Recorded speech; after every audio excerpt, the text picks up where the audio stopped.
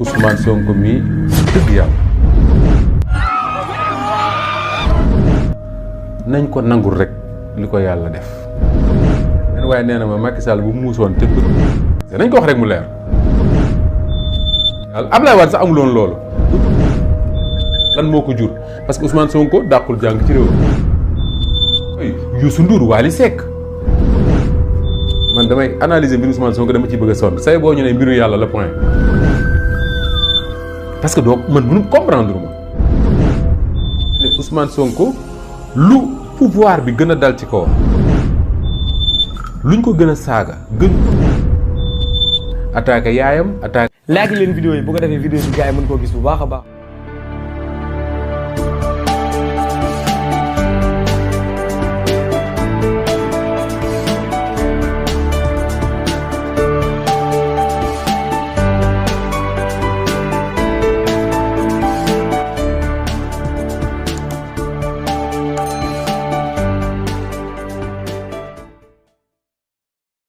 ndax moo ñuy yokk doole. mais Ousmane Sonko mi wax dëgg yàlla nañ ko nangul rek li ko yàlla def parce que day tax mu yomb ci ñun ñëpp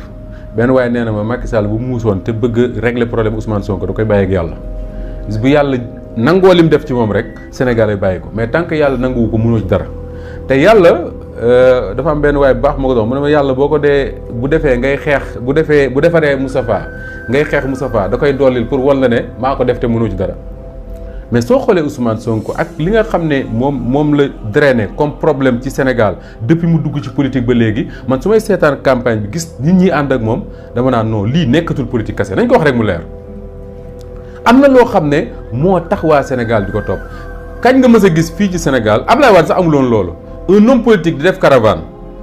fayoo nit ñi xaalis ñuy ñëw ay mbooloo yu bari ba pare di jël ci seen poche di la jox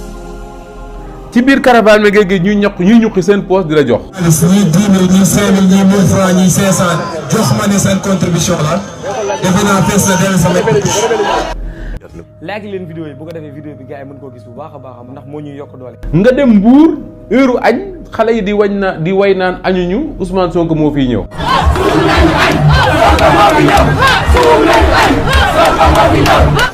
mais il y a quelque chose boo xam ne ça doit faire réfléchir le pouvoir les journalistes ak tous les observateurs pour ñu jéem a étudier c'est quoi le phénomène Ousmane Sonko lan moo ko jur parce que Ousmane Sonko dàqul jàng ci réew mi gënu fee rafet gënu fee jantal je sais pas moi bu ñu doon tànn xëy na ñi gën a kii ci réew mi man la ñuy jël avant moom mais malgré tout man su ma génnee fii ci mbedd bi kenn lijjantiwuma mais attends quand tu regardes les caravanes de Yewwi Askan Wi da nga naan Ousmane Sonko c'est un phénomène point final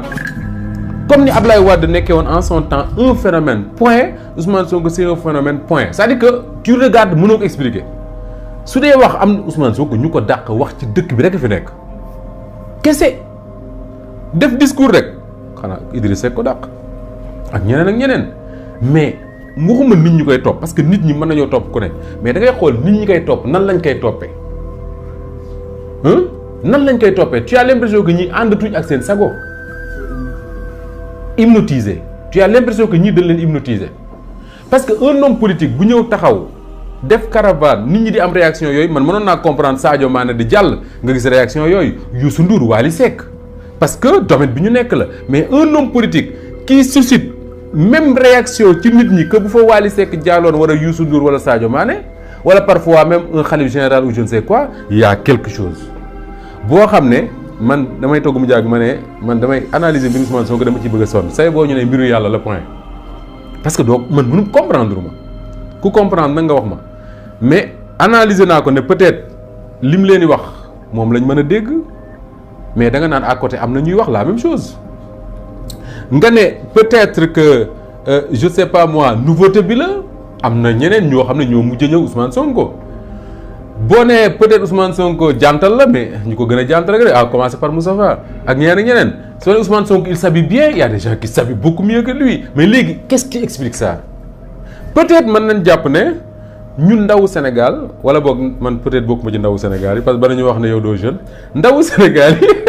peut-être dafa am ay année la classe politique di leen décevoir bañ yaakaaroon ne amatul kenn ku leen mën a wax un discours bu ñu mën dégg ñu toog un bon jour benn waay bu tudd Ousmane Sonko ñëw commencé di campagne di leen wax loo xam ne dès que mu wax leen ko dañ ciy gis seen bopp. am réew boo ko bëggee defar da ngay fexe ba kenn ku nekk fi mu dëkk wërsëgam fekk ko fa fi mu dëkk mu mën faa faju fi mu dëkk mu mën faa liggéey am fa wërsëgam mën faa jàng boo demoon tey France wala nga dem Italie wala nga dem États-Unis dëkk boo dem da nga naan dëkk bi moo gën a développé. Et ça aussi c'est important parce que li mu leen wax c'est pas un discours aérien boo xam ne tu as besoin de réfléchir 1000 fois pour mën ko comprendre mais su leen waxee dès que mu wax dañuy gis seen bopp peut-être mën na ko expliquer. Peut-être également fi mu jaar ak tuuma yi ñu ko teg yépp mu fexe ba génn ci mën na tax ñu ne ñu identifié wu ci moom mën na nekk peut-être également les gens se disent mën nañ identifié wu ci moom parce que c'est quelqu'un qui est sorti de l'école publique sénégalaise jaar amul benn héritage bu ko mën a may yenn yi comme un papaam nekkoon un grand homme politique wala yu demee noonu wala nekkoon président de la République tout peut-être ñun chaque jeune sénégalais se dit damay gis Ousmane Sonko sama bopp mais loolu bu ñu ko waxee aussi mën nañ gis Macky Sall suñu bopp parce que Macky Sall également si suñu école publique bi ci suñu famille yi la jógee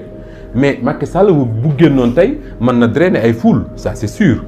mais je pense pas que mu am les mêmes parce que man li ma intéressé nekkatul les foules parce que les foules du ñu gagner jamais une élection ku weddi nga laaj Ablaye Wade bi muy perte élection yi bu daan meeting dañ naan ay 1 million de personnes dafa nekk teewul dañ koo dóor donc les foules ne gagnent pas d'élection mais man li ma jaaxal mooy quand je regarde les foules les jeunes filles et garçons yi nga xam ne ñooy ànd ak Ousmane Sonko di daw seen ay réactions Moustapha ne comme dañ leen hypnotiser ces réactions yi là moo ma jaaxal et c'est ça ce phénomène là pour man moom la ñu étudier gul dëgg-dëgg pour mën ko comprendre et beneen constat bi mooy tu as l'impression également que ni Ousmane Sonko lu pouvoir bi gën a dal ci kawam luñ ko gën a saaga gën ko wax lu bon nit ñi di ko gën a topp Ablaye Wade meloon na noonu Ablaye Wade lu nekk pouvoir Diouf daan na ko wax mais Ablaye Wade amoon na benn chance mooy tasewuloon ak jamono réseaux sociaux yi le pouvoir de Diouf le parti socialiste ñoo daan wax naan Wade lii la Wade lee la te ñoom dafa amoon benn élégance boo xam dafa amoon ci le pouvoir de Diouf daan nañ accuser Wade lu nekk mais duñu àgg ak moom fenn fi Ousmane Sonko nag ay adversaire am dañuy attaquer sa vie privée attaquer yaayam attaquer papam attaquer léppam di jël ay images yu ñaaw di ko coller ci net bi nga koy gis tous les jours loolu lépp teewul su génnee nit ñi topp écoutez nañ xool lan moo ko waral man j'ai vu benn vieux à Tamba ak Tamba je pense c'est à Tamba ak Ousmane Sonko dama ne mais attends qu'est-ce qui se passe hein qu'est-ce qui se passe j'ai vu bi mu demee ci dëkku ñoom séeréer yi ñoom Ablaye Bob ay film laa ko jof yor ak yooyu gis naa benn jigéen boo xam ne man suñ tafoon Ousmane Sonko teg photo Wally Seck da nga naan kii Wally Seck la gis.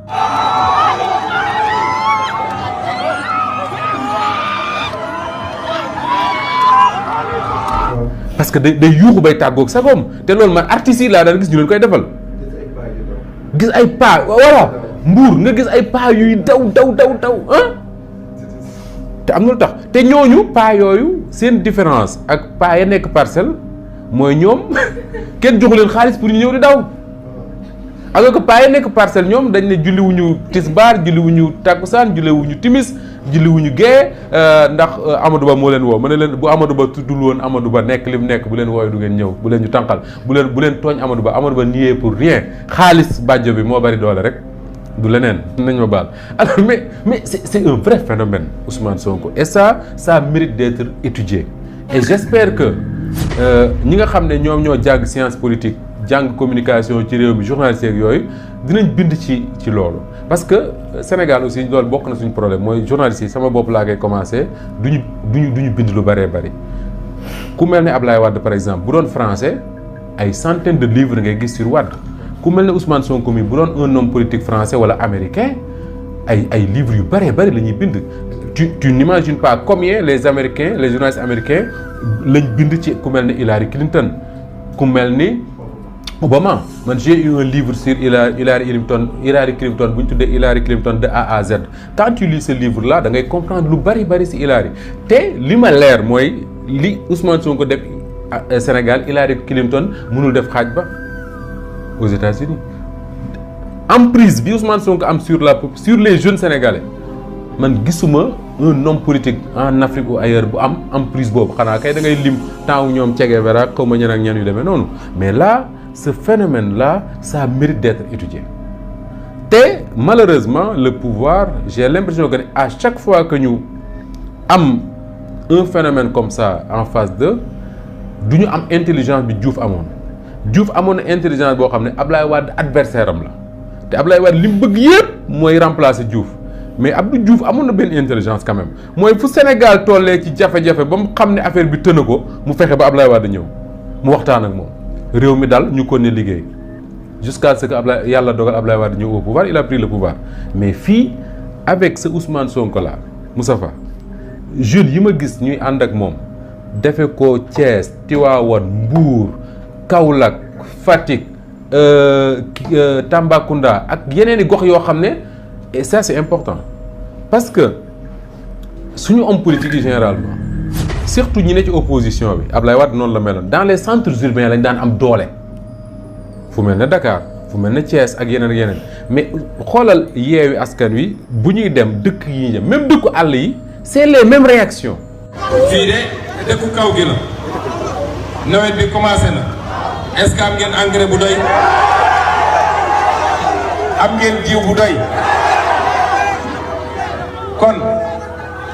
soo ñëwee fii ci kaw gi nawet commencé na engrais amul jiw amul waa léegi waa kaw gi lan moo fi des xanaa daw ne maa ngi dem Dakar.